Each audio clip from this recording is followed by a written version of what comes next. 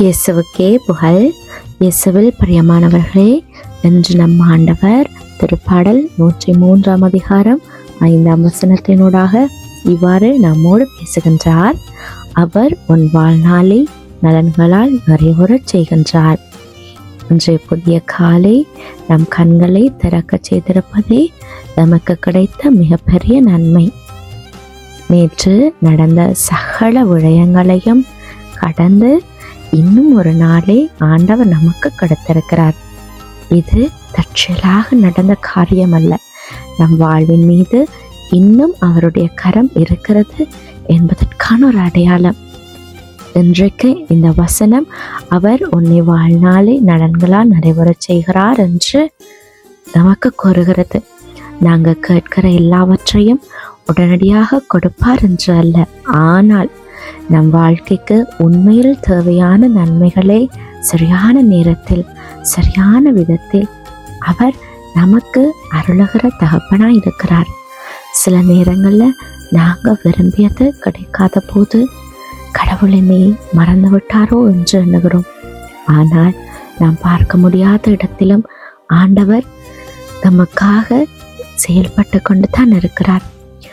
மூடிய கதவுக்கு பின்னாலும் ஒரு பாதுகாப்பும் எங்களுக்கு இருக்கலாம். தாமதமாகும் ஒரு பதிலுக்கு பின்னாலும் ஒரு பெரிய திட்டம் இருக்கலாம். இழப்பாக தோன்றும் ஒன்றுக்கு பின்னாலும் ஒரு புதிய தொடக்கம் மறைந்திருக்கலாம். அதனால எங்களுக்கு எதிராக ஏற்படுகிற எல்லா தீமைகளும் ஒரு விதமான நன்மைக்குத்தான் என்றதை நாங்கள் புரிந்து நடந்து கொள்ள வேண்டும். இன்றைய காலை ஒரு நிமிடம் நாங்கள் எங்களுடைய மனத்தில் ஆழமாக சிந்திப்போம். எங்களுடைய வாழ்க்கையில் ஏற்கனவே கிடைத்த நன்மைகள் எத்தனையோ ஆயிரம் இருக்கிறது. நாங்கள் சுவாசிக்கும் காற்று, நம்மை நேசிக்கும் மனிதர்கள், நமக்கு கிடைத்த இன்னொரு நாள், கடந்து போன ஆபத்துக்கள், எதிர்பாராமல் கிடைத்த உதவிகள், இவை அனைத்தும் இறைவனின் நன்மைகள் தான். எனவே இன்று எனக்கு இது இல்லை அது இல்லை என்று குறைகளை எண்ணுவதற்கு பதிலாக, ஆண்டவரே நீர் எனக்கு செய்த நன்மைகளுக்காக நன்றியப்பா என்று சொல்லி நாங்கள் இந்த நாளை தொடங்க ஆயத்தமாவோம். எங்களோட மனதை அதுக்கு ஏற்ற மாதிரி பக்குவப்படுத்துவோம். ஏனென்றா மனுஷர்களுடைய மனசு திருப்தி அடையாதது ஒன்று. இன்னும் அதிகமாக வேண்டும் என்ற ஆசைப்படமே ஒழிய இருக்கிறது போதும் என்ற மனதோடு நாங்கள் ஒரு நாளும் வாழ மாட்டோம். அதனால் இன்றைக்கு எங்களுடைய மனசில் நாங்கள் இந்த வார்த்தை ஆழமாக பெற்றுக்கொள்ளுவோம். போதும் என்ற மனமே பொன் செய்ய மறந்து, அதனால் எது கிடைத்தாலும் சரி எங்களுக்கு இது போதும் என்ற மனநிலையோடு நாங்கள் வாழ கற்றுக்கொள்ளுவோம். எங்களுடைய எதிர்காலம் எப்படி இருக்கும் என்று நமக்கு தெரியாது.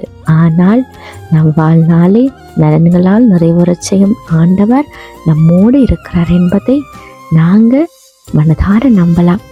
இந்த காலை எங்களுடைய இதயத்தில் நாங்கள் விதைக்க வேண்டிய ஒரு நம்பிக்கை.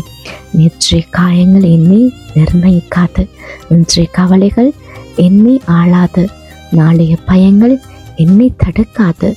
என் வாழ்நாளை நலன்களால் நிறைவேறச் செய்யும் ஆண்டவர் என்னோடு இருக்கிறார். இந்த விதையை எங்களுடைய மனசுக்குள்ள விதைச்சு அந்த படி நாங்கள் வாழ ஆயத்தமாகுவோமா? கண்களை மூடி ஆண்டவர்கிட்ட ஒப்பு கொடுப்போமா? அப்பா தகப்பனே, இந்த புதிய நாளை தந்ததுக்காக உங்களுக்கு நன்றி அப்பா.